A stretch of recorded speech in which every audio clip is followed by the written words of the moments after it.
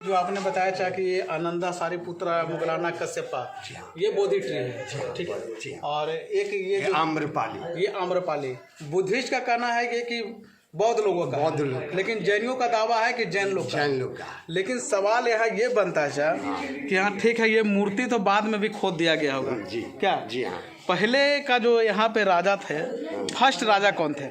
First राजा यहाँ के थे विद्रदत्त। विद्रदत्त, उनका पुत्र जरासंध।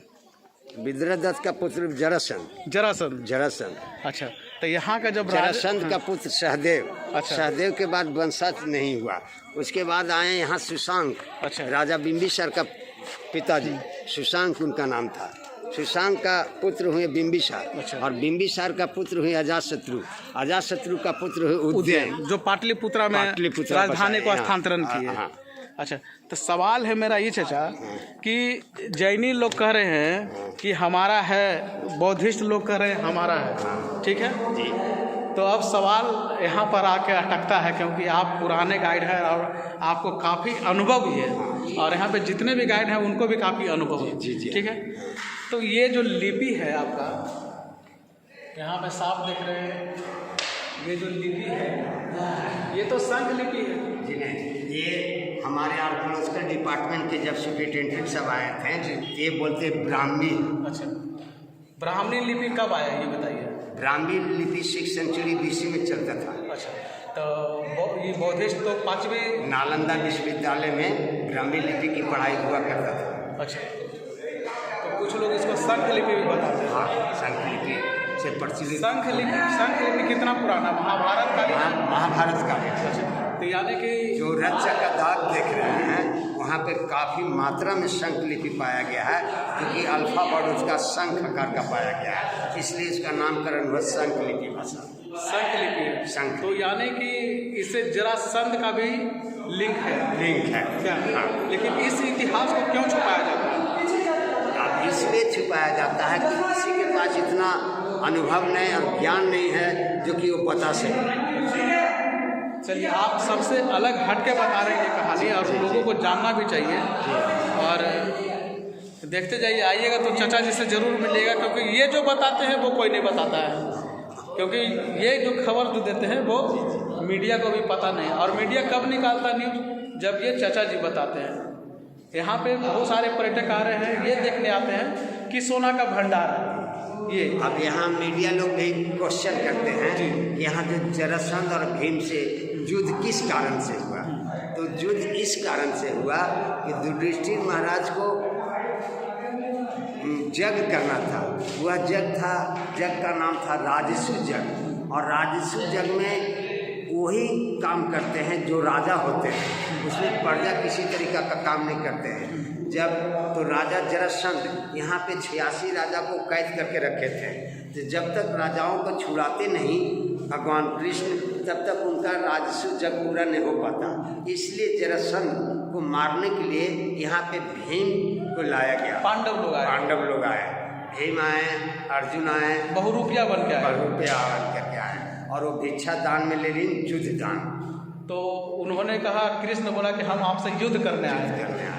तो जरासंध ने कहा कि तुम्हें तो मैंने यहाँ से 16 बार खदेड़ दिया, तुम क्या युद्ध करोगे? तो फिर ये पांडवों को भिड़ा दिया कि इसमें से जो भी है उसको आप चूज कर लीजिए। तो जरासंध ने सबको ऐसे करके देखा कि कौन बरियार है कौन, तो भीम को ये चुना।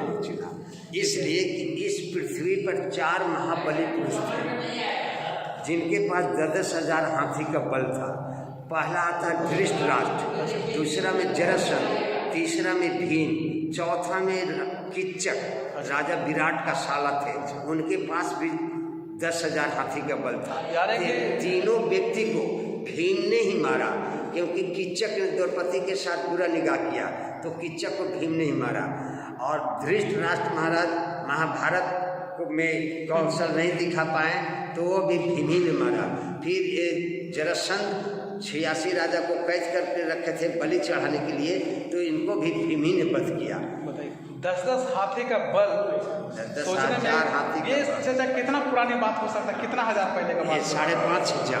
अच्छा, तो हम लोग अभी जो देख रहे हैं एकदम ठीक सोन भंडार के गेट के पीछे हम लोग खड़ा, जो पीछे जो दिख रहा है वो सोन भंडार के गेट। ऐसा मानना है, ऐसा मैथोलॉजी है और दंत कि इसके अंदर में जरासंध और बिंबिसार और जितने भी राजा है सबका अंदर में खजाना है, इसीलिए वो यहाँ पे पर्यटक आए।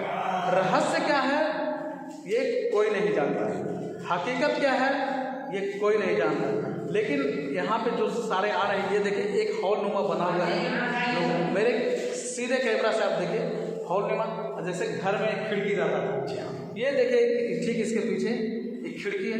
लेकिन बहुत लोगों का कहना है कि ये जो खिड़की है यहाँ से जब ब्रिटिश गवर्नमेंट आया तो यहाँ से तोप लगाया, अब तोप लगा के ठीक इसके सामने बात किया और ये तोप का दागी है और ये चिटक के रह गया, लेकिन ये टूटा नहीं। और ऊपर में जो देख रहे हैं ये काला काला दाग धब्बा देख रहे हैं वो उसी तोप का निशान है। लेकिन हकीकत क्या है ये अभी तक किसी ने नहीं जाना, ना विभाग जानता है। लेकिन चाचा जी से एक सवाल और हम करेंगे, अच्छा इसको चाचा जी तोड़ा जा सकता है कि नहीं?